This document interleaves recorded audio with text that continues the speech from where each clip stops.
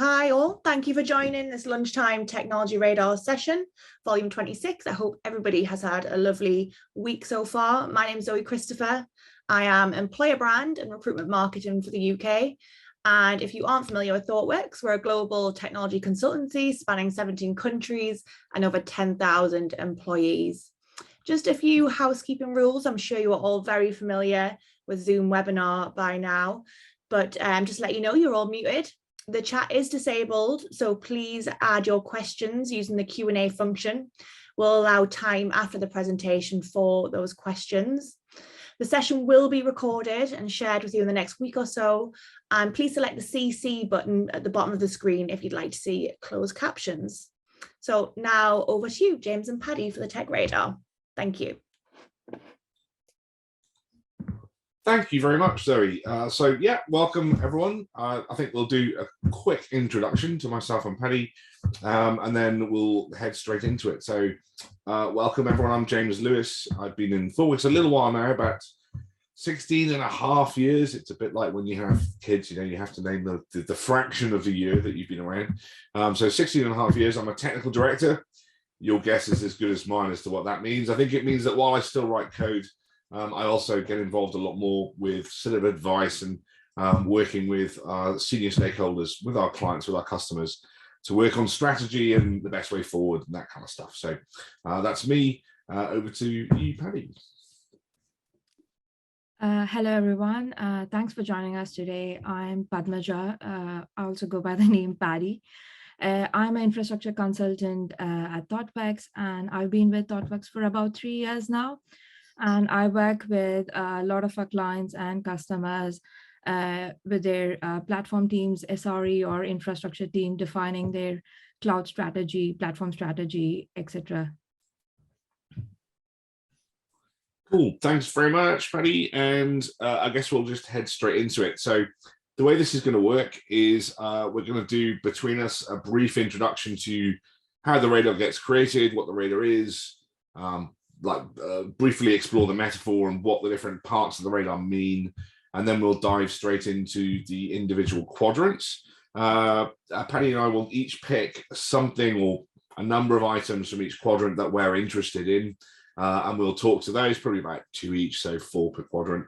And then we'll take questions at the end. We find it's easier to take questions at the end using the online format. So that's what we'll do for this webinar. So I guess without further ado, welcome to the radar. So the radar's been going now around 12 years, I think. We're into volume 26. I've been involved for about 10 years of those.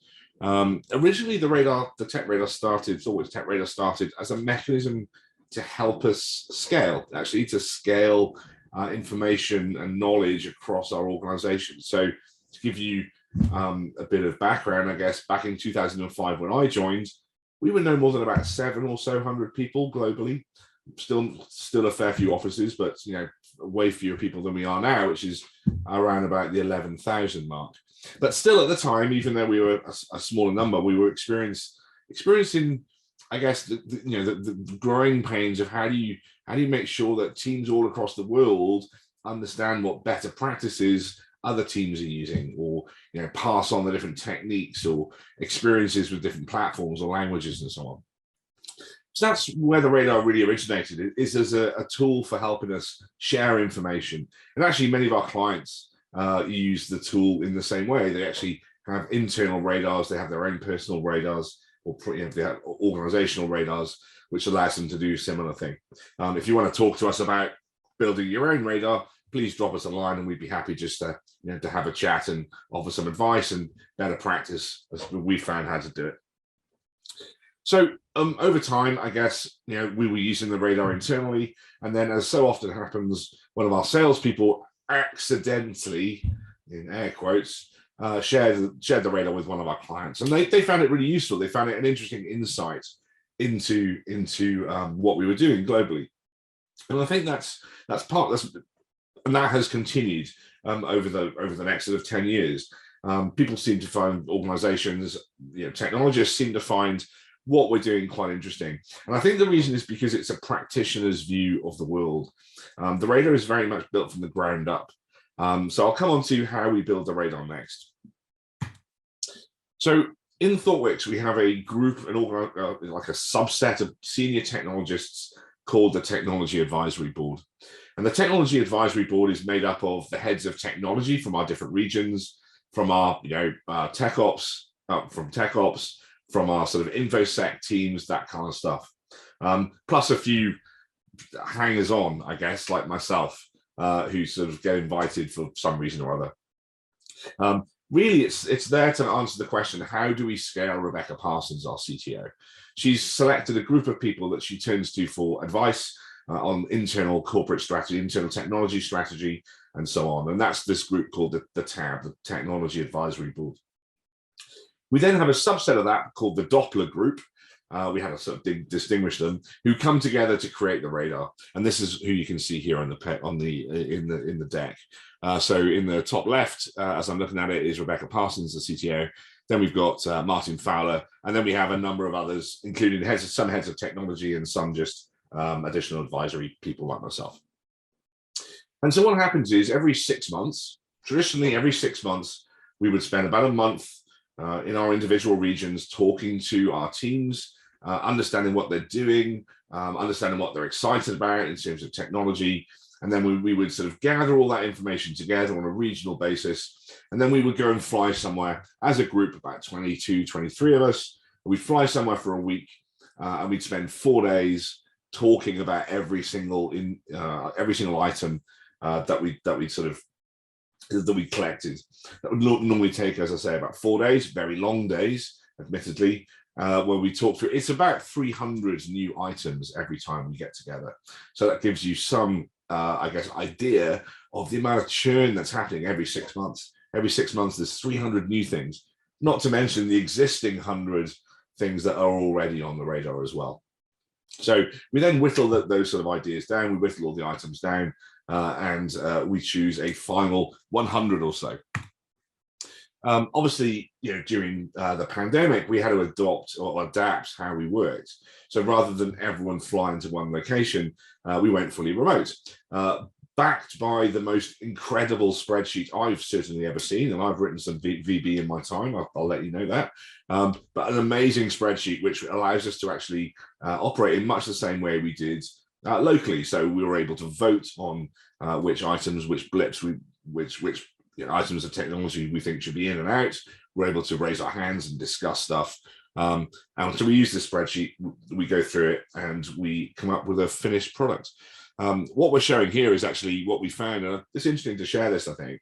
We found that the last time we did it, we formed local working groups. So although we couldn't all get together globally, the European contingent got together in Hamburg, in this case, and the North American and Latin American contingent got together in New York.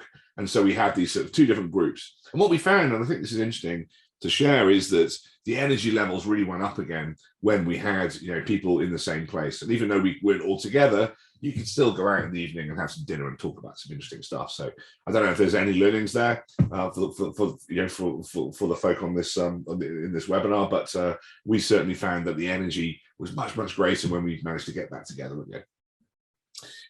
So yeah, as I say, it's a practitioner-led publication. The only way you really get on the radar is by having our people use a thing. So whether that's a tool or a platform or a technique.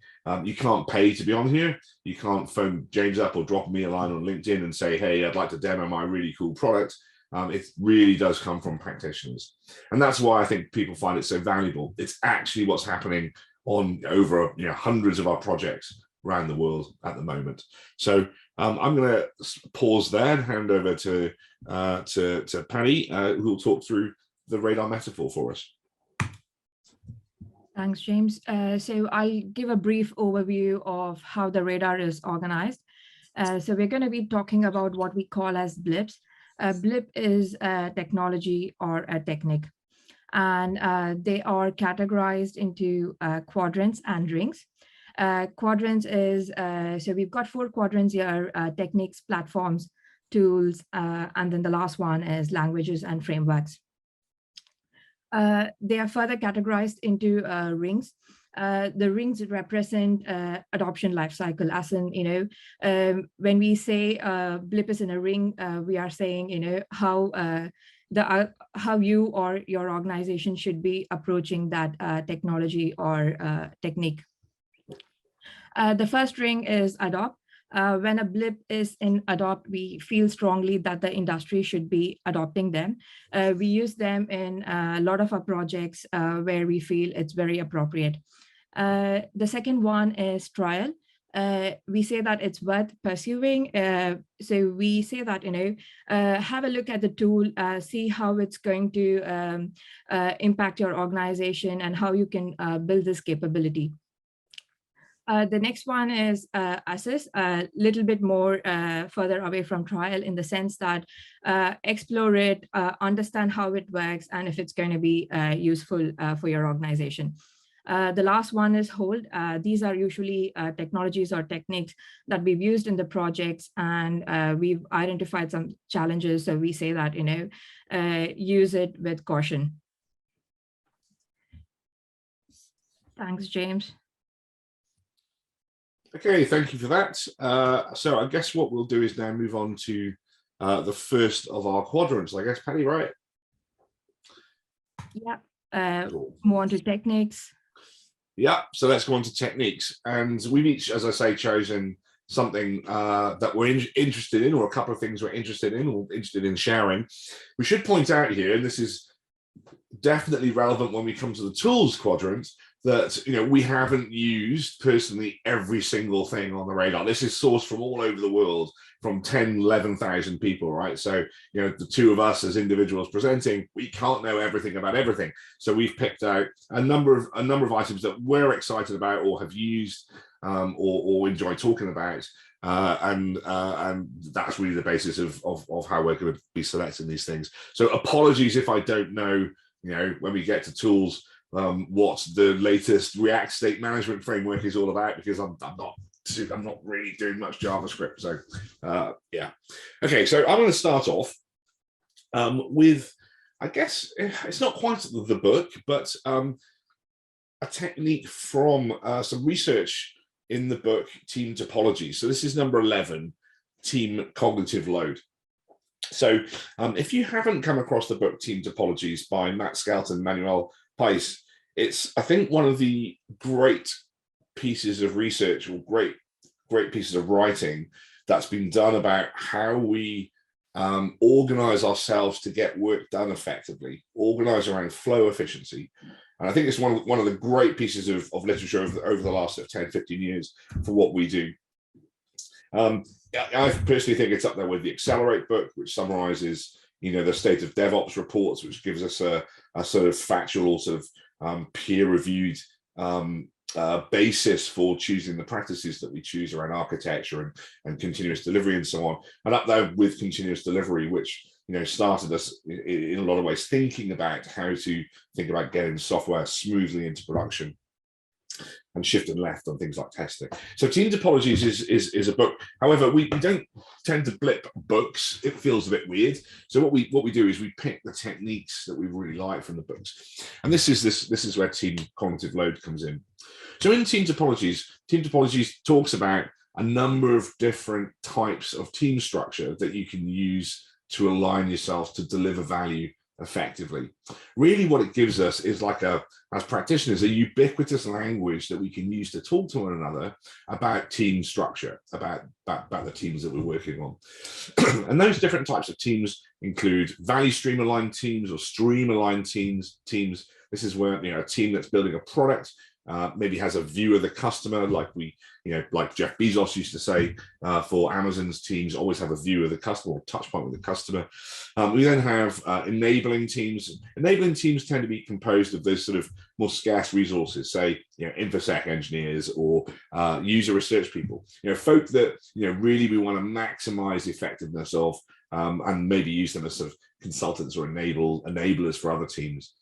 We then have complicated subsystem teams. So these are teams that maybe you've got a really particular bit of gnarly bit of part of your system, but you really need deep long-term knowledge to manage, and that might be form a complicated subsystem team. And then finally, a sort of platform or platform engineering team. And the job of the platform engineering teams is to make the other teams go faster, to provide tooling, to provide support in a self-service way, to allow the other parts of the organization to go faster. So that's great. You know, we've got these 4 team structures or types of team that we can talk about with one another. We can sort of slice our organizations up into these different types of team. But how do you know what are the boundaries of those teams? What software should those teams be working on? Fine to say a value stream aligned team, but how broad a scope is that value stream? Does that value stream encompass, or does the stream aligned team is responsible or accountable for? And that's why this idea of team cognitive load comes in. So the idea is you're working on bits of software that are able to fit in your head, that you're able to understand in their entirety. So you don't have this cognitive dissonance of context switching across lots of different types of domain the whole time. So you're focused on maybe a single value stream within a single domain. I'll give you an example of that. If you're working on a retail website, I've seen this a number of times, teams split this way. You're working on a retail website, you might have a team that's looking after parts of vertical stripes through that retail website, if it's a very large website. So you might have a team that's looking after recommendations. You might have a team that's looking after the shopping basket. You might have a team that's looking after catalog and search, all with individual touch points to the customer. You know, they're all great products you can build in their own right. But what are those boundaries? Should the search team include the catalog? Should the basket team include recommendations? Or should you draw lines between them? And that's what this idea of team cognitive load helps with, is drawing those boundaries, giving sort of guidance on how to do that.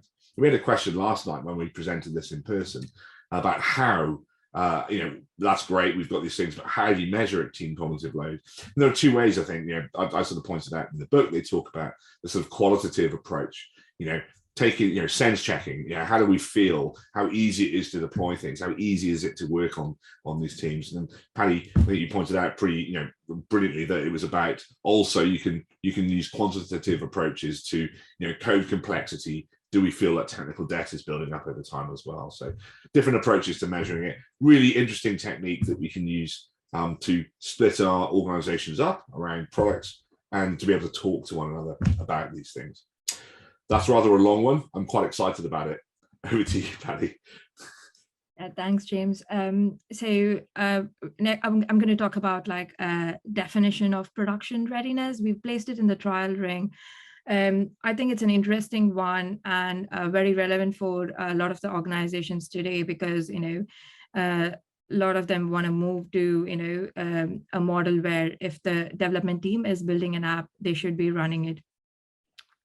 While working with a lot of clients as well, the question I often get is how do we, the development teams should be running what they build, but how do we provide them with the support? How do we ensure that, they're choosing the right time and, making sure that their service is ready for taking it live? That's where definition of production readiness can help. It's basically, it could be a documentation or a checklist or, a set of criteria that can be shared with the development teams, that kind of describes, the SLO categories to consider, the documentation standards or requirements set by the organization. So going through that, development teams can, look at their documentation and compare it with their service reliability and availability thing, and decide if they need to improve those reliability requirements before they take it to service, or if it's already ready. It's closely related to Google SRE's, what they call as production readiness review. So in that model, SRE team is when a SRE team is approached for production support, they would look at the service as availability and reliability requirements. And if it doesn't require SRE support, they would support that development team by providing them with the documentation or some sort of consultation and sharing knowledge on known patterns or known patterns on how to improve the reliability of the service and how to effectively support it in production themselves. So it's closely related to that production readiness review. It could be very useful for organizations that are small and don't have a dedicated SRE team yet. It can also be very effective when organizations want to set standards for the development teams, but don't want to slow down the development teams by having them to go through a review process before they can take a service live. Thanks, James.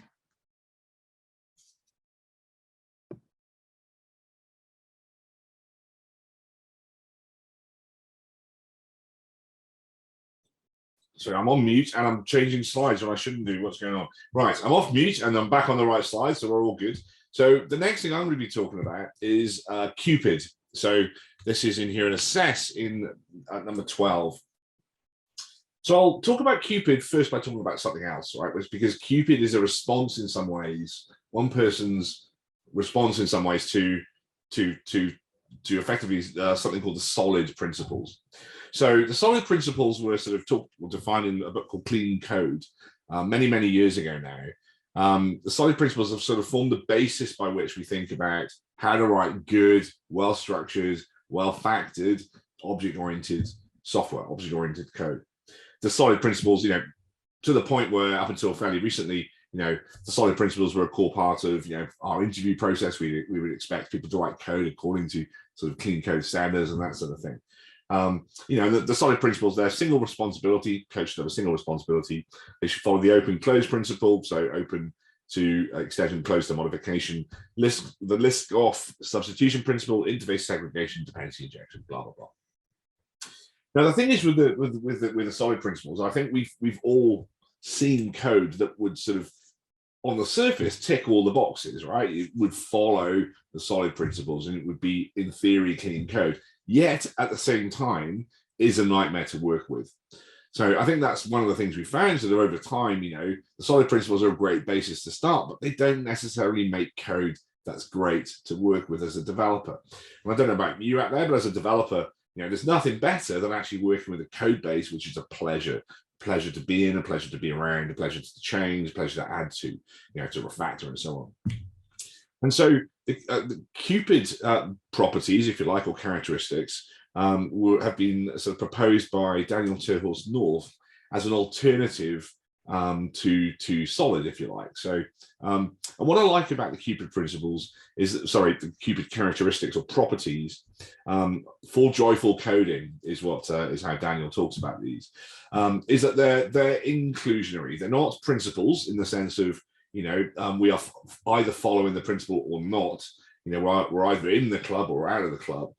They're more like characteristics or properties of what makes software malleable, fun to be around, fun to work in.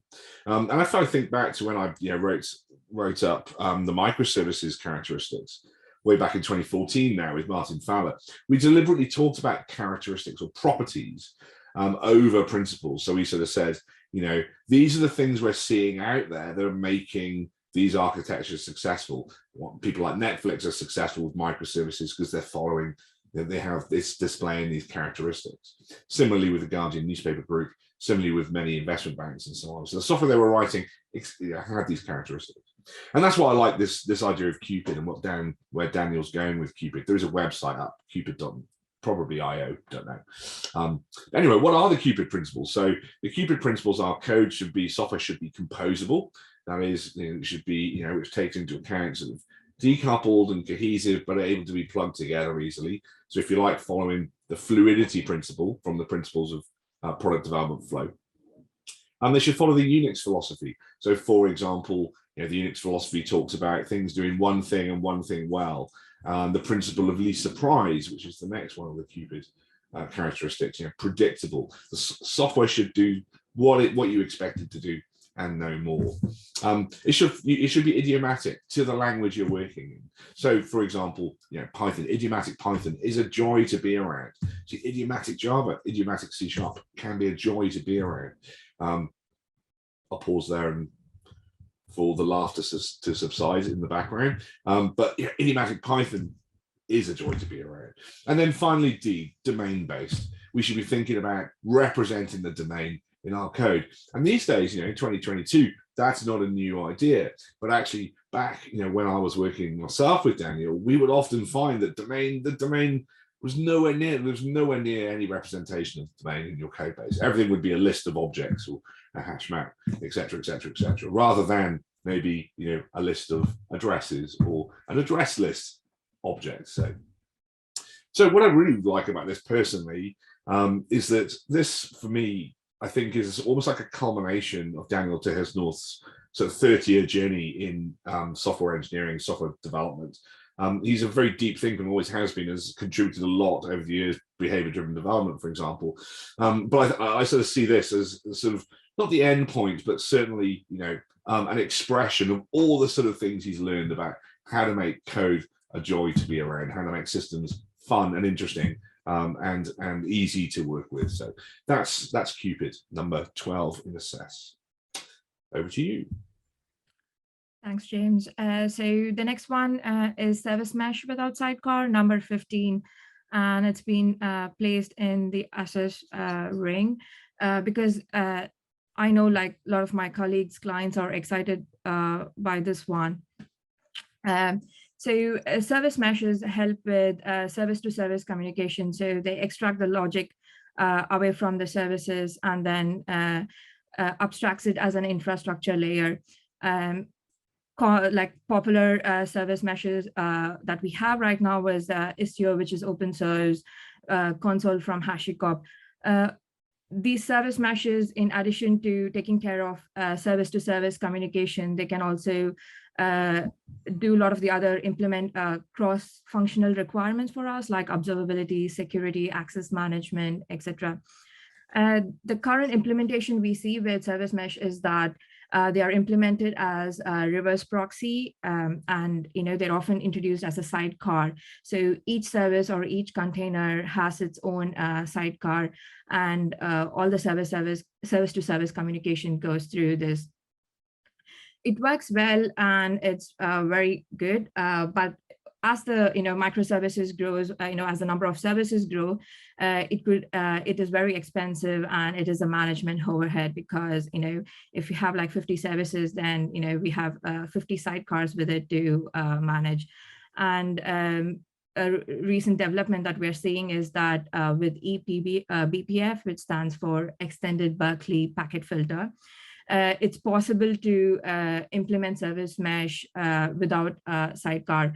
So with eBPF, instead of having a sidecar per service or a proxy per service, we can have a proxy per node, and all the services on a single node can share that proxy server. So it solves some of the problems we have with the sidecar approach. Cilium is an open source tool that we can set up and try this out. So we are we're looking forward to see how it grows further and how projects can use this. Thanks, James. Cool, thank you. Let's move on, and we'll move on to platforms, where I am going to be picking up. First off, I'm going to be picking up number 39 in Assess, which is Kalima, who knows how you pronounce that. Kalima, we'll go with. So Kalima is a sort of alternative, if you like, for specifically OS X, really, for Docker Desktop. Essentially, it's a high level abstraction over Lima, which is the sort of Linux virtual machine implementation. And it allows you to, for example, do things like, mount volumes and do all that kind of stuff that you would normally do, or use Docker Desktop to help with. Obviously, Docker over time are moving away or are moving towards trying to understandably, how they can make money from the fact that they're pretty much ubiquitous now across the industry in terms of containerization. As part of that, there's been some sort of, from our perspective as a consultancy, some sort of growing pains around how do we manage licensing for things like Docker Hub. And so, there have been a number of organizations exploring alternatives to specifically Docker Desktop. And Cleaner sort of falls into that category. Underneath it, it's basically uses containerd to do kind of orchestration and so on. For containerization. The interesting thing about that is, of course, Kubernetes has moved away from Docker as well and towards containerd. So it's a tool that sort of aligns quite nicely with the way Kubernetes is going as well. So yeah, it might be interesting for you to have a look at as an alternative to Docker Desktop if you're interested in that space. Yeah, that's really that. Over to you. Thank you. So the next one I've picked to talk about is reusable workflows in GitHub Actions, number 32. But if we look at the other, we have few GitHub related blips on this version of the radar. So we've got GitHub Actions at number 28. We've got Actions Runner Controller at 35. And we've got number 32 as well. It shows that GitHub Actions is becoming a popular choice for build workflows and deployment workflows. So recently for a client, I migrated the client from using Jenkins to GitHub Actions, and the feedback from the team has been that it's really good that they can manage both the source code and the build workflows in one place. And it also eliminates some of the access management issues they were having with the tech support team and the platform team, where they have, instead of having to give access to two different tools, now they just have to give the development teams access to one tool, and they can immediately start developing and deploying their code. So it enables the teams move faster compared to some other CI tools. With reusable workflows, I think, as any tool, GitHub Actions has a lot of shortcomings, but as a product, it's evolving very fast, very quickly. And one of their recent announcements was, being able to reuse workflows. That has significantly improved the experience of using GitHub Actions, because we don't have to duplicate lots of YAML code anymore. A workflow can call another workflow, which means that we can treat shared workflows or shared pieces of YAML file as modules, and develop and test them, and teams can reuse them in other workflows. So it's really good. One of the shortcomings with that is, right now with reusable workflows, one could use it only with repos that are publicly available. We are hoping that it gets even better. So look forward to that one. Thanks, James. Cool. Yeah. All right. That's me. Right. Next. Look, wake up. Okay. So I'm going to be talking about number 43. Next up, which is temporal.io. So this is one of these. I actually proposed this to go on the radar, and this is I was in two minds about whether to propose it at all, because it's one of these tools platforms or ideas that really sort of splits opinion. It's either a really good idea or it's a really terrible idea, basically. So for general use cases. So what is Temporal? So Temporal is essentially long-lived workflows as code. So it's a tool, it's a platform that enables you to build up sort of reliable infrastructure based around long-lived workflows, sagas. You implement kind of orchestration. You can implement things like distributed transactions, and quote, not have to worry about the fact that you're in a distributed system. It just works. Now, there's been really great feedback from a lot of folk, a lot of big organizations that have adopted this. So, for example, HashiCorp are using this extensively. I believe Netflix are using this extensively. I think Coinbase as well. So, if you think about organizations that are really building up like low-level infrastructure, where they sometimes run into these needs for long-lived workflows, for sagas, for distributed transactions, they've been finding that this is a really useful tool. The fact that it's all defined in code as well is obviously quite a nice thing. Why do I think it's a terrible idea, or could be a terrible idea? Well, the majority of use cases, I would say, we probably shouldn't think about using distributed transactions. In fact, when we talk about microservices, my advice, and I know Sam Newman's advice, would normally be, instead of trying to implement a distributed transaction, try and maybe increase the size of the service to avoid the distributed transaction, because they can be really, really hard to get right. Many smarter people than myself have tried and failed to implement distributed transactions at scale. So hence, it's in assess. We're interested to see where it goes, and it might be one of these pieces of infrastructure or platforms that sits underneath a bunch of other stuff that we don't need to think about. And if it does work, that's fantastic. But yeah, keep an eye on it. And if you're in this space and you might need something like that, it might be worth taking a look at. Thanks. Thank you, James. So the next one I've picked to talk about is number 38, Cloudflare Pages. So I thought this was interesting because I've seen few clients use Cloudflare for various reasons, and they have a very good edge network. With Cloudflare Pages, one could, it provides an environment for hosting Jamstack files, and it is Git backed. So when it was announced, we thought, oh, it's just another hosting website, with that's Git backed. But then recently they announced their integration with Cloudflare Workers. Cloudflare Workers is a hosting environment for serverless applications. So it supports JavaScript code, but it can actually take any language that compiles into WebAssembly.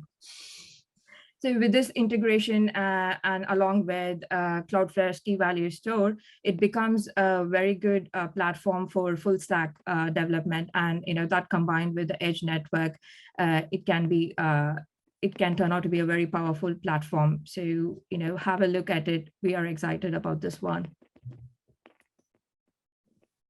Thank you, James. Cool. Okay, moving on then to the next quadrant. And the next quadrant is tools, and I'm going to kick off in tools with number 47, which is just a brief tour of this. I think it's worth calling this out. 47 is Cloud Carbon Footprint. So quite simply, what Cloud Carbon Footprint does is integrate with your build pipeline, integrate with your public cloud infrastructure, so GCP, Azure, and AWS. And what it does is it calculates your carbon footprint based on usage, so based on how many different types of resources you're using, how big the machines are, how much disk, etc., how much IO you're doing, that kind of thing. And it'll give you an idea of your exposure to how big your carbon footprint is.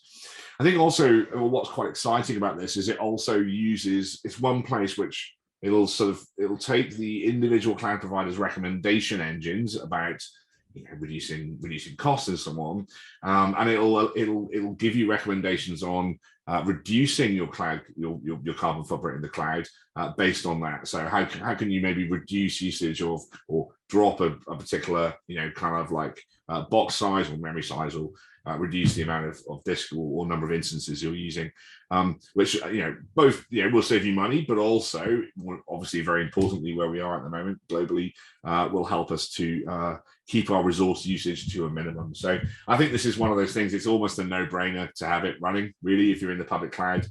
Just have it there as another piece of information for you to help optimize usage for good reasons.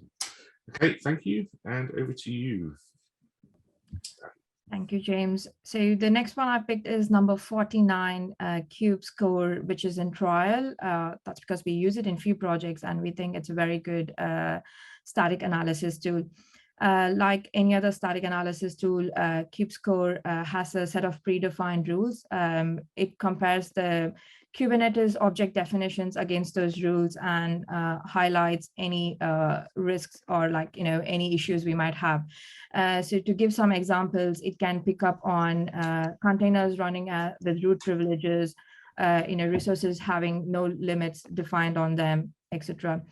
One of the shortcomings we see with Cubescore is that we can't have custom rules over there. So it comes with a set of predefined rules, and we can only do static code analysis using those rules.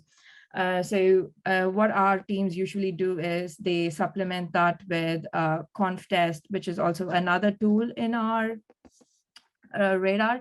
And together, it's sort of very good, works very well, and we use it in a lot of our projects. over to you, James.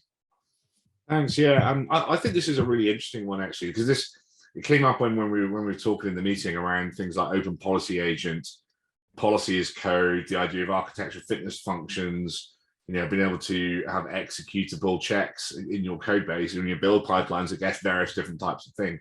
And I think, for me, it's like the open policy agent was one of those missing pieces that has really led to an explosion in these sort of super useful tools around things like security policy as code, audit as code, like contests and so on. So I suspect there's going to be a lot more innovation, if you like, if you can innovate in policy as code, but a lot more innovation in this space going forward. So cool. Okay, so my next one is a really simple one. Again, I love a drawing tool. I have been accused of architecting over the years. And as part of that, us architects, we like a drawing tool. And my go-to for choice is obviously OmniGraffle on my desktop. But these days, in the after times, we need other tools that allow us to really easily collaborate. Now, we've been using lots of tools internally like Mural and, depending on clients, Miro as well, to collaborate around interactive whiteboards. And of course, there's lots of other tooling out there as well. But number 62, which has popped up in Assess, is Excalibur. It really sort of drew me in because it is just super, super, super simple. Like, you draw a box, you draw another box, you draw a line between them, and then they're anchored and you can move them around. And it's really, really simple to use. Plus, it looks quite nice because it's kind of like hand-drawn kind of style, that kind of thing. So it looks sort of quite sort of funky. And the other kicker is you can share, rather than sharing screen, you can actually share via end-to-end encryption a session with someone else or with other people. So, I can be collaborating with one of my colleagues. I'll just pop up an Excalibur session. Hey, this is what I meant. Quickly draw some stuff. They can sort of say, oh yeah, I thought it was kind of like that, and so on. So it's just a really simple tool. It works really nicely. I've had quite a lot of success personally with it, and I know other people quite like it too. So yeah, Excalibur number 62. Thank you, James. So the next one is InfraCost. So when I was talking about Cubescore, James mentioned treating quality as an architectural, fitness function. This tool, InfraCost, helps teams to, treat cost as an architectural fitness function.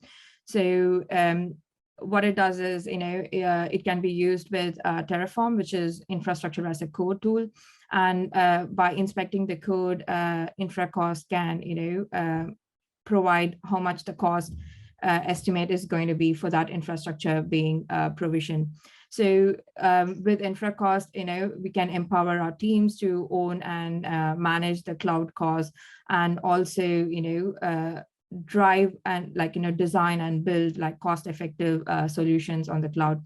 It's a nice tool that can be used in the terminal, so can be integrated into our CI/CD pipelines for feedback on how much the cost of an infrastructure is going to be before we provision and launch the infrastructure and blow off our cloud bill.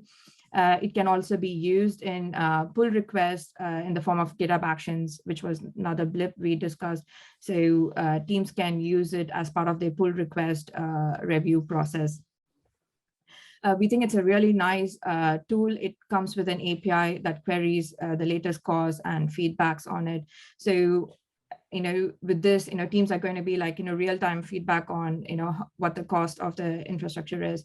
And we're really excited for this one and look forward to see many similar tools that's going to enable teams to manage the cost themselves rather than, having that accountability with one single finance or a procurement team. Thank you. Right, we'll move on to our last quadrant, which is languages and frameworks. And I'm up first again. If I remember, checks notes.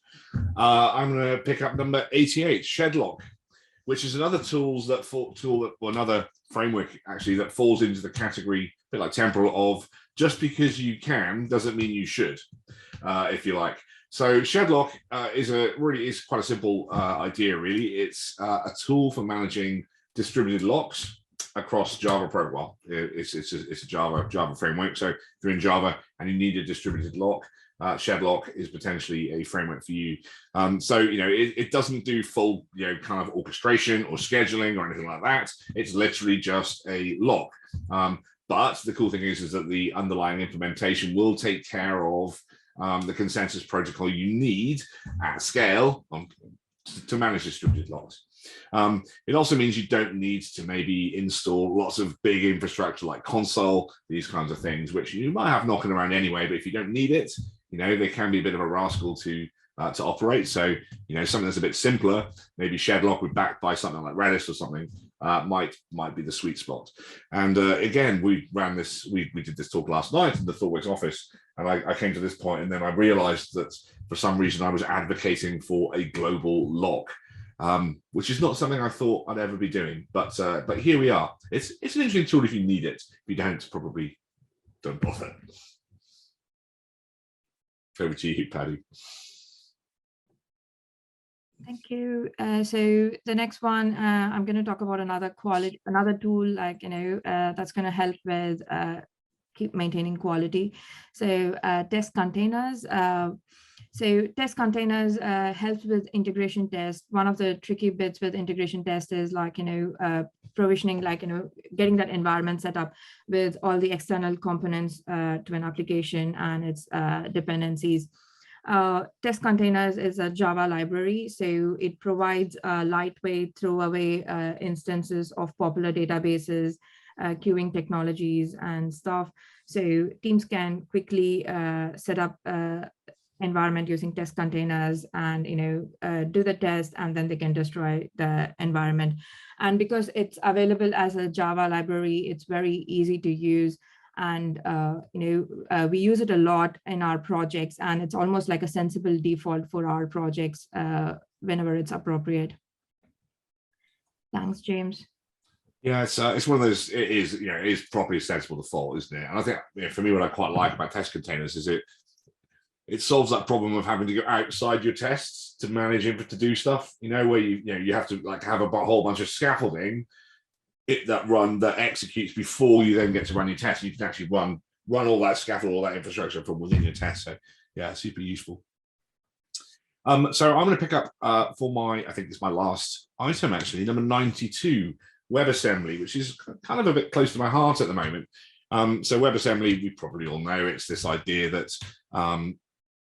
basically you can write components or applications that run in the browser in languages other than, say, JavaScript, HTML. So you can, for example, use C++ or C or Rust, or in fact anything that is an LLVM compilation target can be used with WebAssembly. It runs in the sandbox, so from a security perspective, that's kind of taken care of, obviously with certain caveats. And it's sort of taking on a bit more momentum now. It's been around for a little while, but it's taken on a bit more momentum. Paddy mentioned with Cloudflare Pages a little while back that you can use WebAssembly with that, right? So that opens up a whole bunch of interesting opportunities at the edge to write to use different languages to implement code there. So that's super fun. But a lot of folk think about WebAssembly as a sort of performance optimization tool. So the classic thing is, hey, I've got this component that is really that is really expensive computationally. The classic one, I've worked in lots of investment banks where everyone wants an infinitely scrolling grid, right? We want Excel and we want it to be infinitely scrolling, and that turns into a bit of a performance nightmare. Well, maybe WebAssembly might be an interesting choice to implement some component like that. The thing that really excites me, though, is the idea that you can use it as a really simple deployment target for things that would otherwise be maybe excluded, if you like, from the browser. You have to really think about how you would run in a browser. So I've been working on a project for quite a while, which is a C# project. It's a sort of simulator, scientific simulator, if you like. And that's written in C#. It started off with an ASCII front end because, hey, we all like ASCII. But then it came a time to be like, we'd quite like some nicer kind of graphics. We'd like to do some nice graphs. So how are we going to start doing that? Do I build a thick client in C#? Or I could use a tool like Blazor, which will just give me pretty much a really nice client in the browser using C#. for free, more or less. So that's for me this really exciting idea, is that you can use WebAssembly as a simple deployment target. Similarly with things like game engines these days, the open source one Godot has got a really simple way of targeting WebAssembly as a build target. So, which means you can write your games and you can run them really easily in the browser or as a standalone exe. So super interesting from that perspective, as well as the performance perspective, as well as the fact that it's getting more adoption now with things like Cloudflare Pages on the edge. So that's my final item. So over to you. Thank you, James. The last one we're going to talk about today is number 91, the composable architecture in the SS ring. So it works with Swift UI and it helps build apps for Apple platforms. The composable architecture, or the TCA as they call it, is both a library and an architectural style for building iOS apps. It's very opinionated, and it's very narrowness in its scope, which is both its strength and weakness, because with the opinionated, it's very good for teams that don't have a lot of time or a lot of expertise in building iOS apps. It helps them just crack on and build the apps. It was designed with keeping composition, testing, and ergonomics in mind. What is really nice about it is that one could build features in isolation and then compose them together that makes up the whole app. It sounds very exciting, and it's going to be useful for, as I mentioned earlier, for those teams who don't have a lot of expertise in iOS apps, probably because they're managing a lot of many code bases across different tech stacks. It could be beneficial for those teams to still be able to build that iOS app capability. Thanks, James. Yeah, it's that word composable again, isn't it? We had that in relation to Cupid as well. And I think that's pretty much it now for us. So that's our blips. We've got some time for questions. Before we do that, given it's a webinar and we're shouting into the void, I'm going to give us a round of applause. So well done, us. Yeah. That's great. Thanks, James. Thanks, Paddy. Yeah, we've got a couple of questions already in the Q&A. So if anybody does want to add anything else, please pop it in there. I'll go for the first one. So somebody has said, I find the technology radar extremely useful. It is often intriguing why blips fall off the radar. For example, from a learning or unlearning perspective, I would like to understand the rationale behind Wardley mapping not reaching trial or adopt. Have you considered sharing the reasons? Incidentally, I'm not a Wardley mapping zealot. Shall I take that? Yeah, so I'm afraid there's a really boring answer to this, which is that it's pretty much a procedural thing. So the way I mentioned right at the start, right, we have like 300 new things to consider every time. We have 100 existing things, which can be refreshed if we want, or they can be moved if we've got more experience, or if we've suddenly decided that there's a problem, we might move them into hold, as opposed to if we put them into production, we might put them into trial. And so quite simply, the answer is probably in two parts. The first one, probably we didn't have enough space to reblip it. And that probably means that there was no one in the room at the time who'd heard from teams that were really passionate about reblipping it, or making sure it stuck around. So that's probably the first thing. And then the second thing is we have a rule, which is unless we explicitly move something or we've explicitly got something more to say, the item will fade off the radar. It's still on the website. You can still go and search for it. It's still there, and it's still in its current state. And it doesn't mean that it won't come back. So we often find that 3 years later or something that was in assess will suddenly turn into a trial item, or maybe even then move into adopt, because it becomes a sort of sensible default. So we see that with lots of items. I should also maybe point out that if you do go online, there's a caveat around the history of the items there. The people who write the descriptions, write up the items, are the same people in the room. So it's like myself, it's a bunch of people who spend a lot of time working with our clients. So we spend a bunch of time writing all this up. What we don't unfortunately have time to do is go back and retrospectively check all the prior items. It would be great if we could. We talk about it a lot. It's just logistically isn't possible. So if you see something that was on the radar in 2013 in Adopt or in Assess, take that with a little pinch of salt and apply your own thinking to it, because that was our opinion at the time as opposed to now. So hope that answers the question. Great, thanks, James. Next question, probably got time for this one more. Just wondered if Thoughtworks has any experience or opinions on Azure Service Fabric as an alternative to Kubernetes. Not identical, obviously, but there's an overlap in the set of concerns it is trying to address. It's been around for a few years, but I haven't seen it mentioned in any of the radars, or maybe it has and I've just missed it.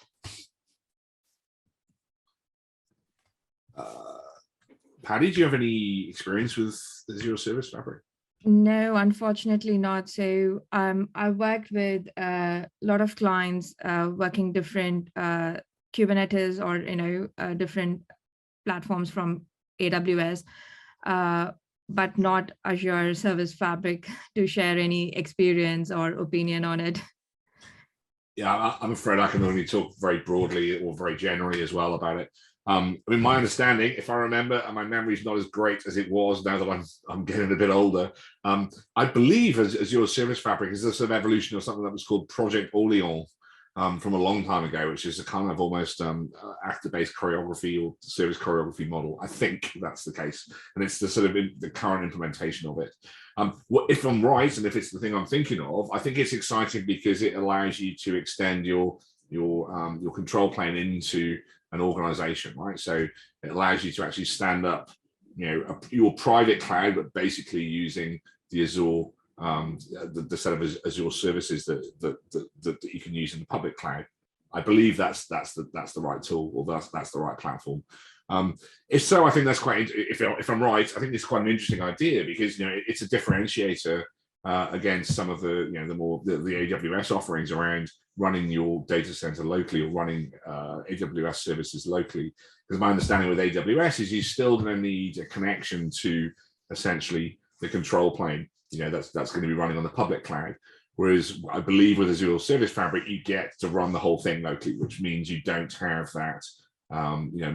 Maybe there's a regulatory reason you don't want to be connected at all to public cloud.